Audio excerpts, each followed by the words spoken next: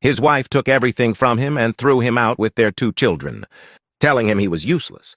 But while cleaning his old car, Diego knelt and prayed to God, and then the impossible began.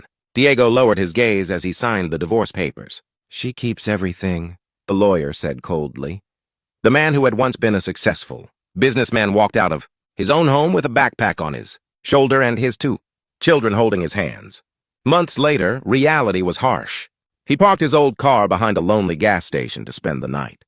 The cold seeped through the windows, and his youngest child cried. "Dad, Mom said we'll never have anything again." Diego hugged him tightly and whispered, "She's wrong, son. As long as we breathe, God will never fail us." During the day, he carried heavy loads at construction sites.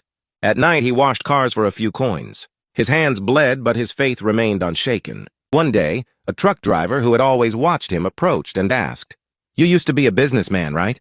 "I was," Diego replied. "Today, you're a man who doesn't give up, and that makes you richer than anyone," the man said.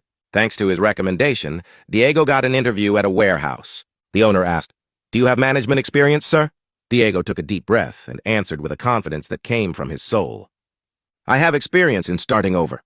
The owner smiled. Diego was hired, worked with all his heart, rose from employee to manager, and eventually became a partner. 5 years later, he opened his own logistics company. Life moved on. On opening day, an elegant woman entered the hall. It was Paula, his ex-wife. Her eyes were full of regret. The man she had left Diego for had abandoned her, and the company she had taken had completely failed.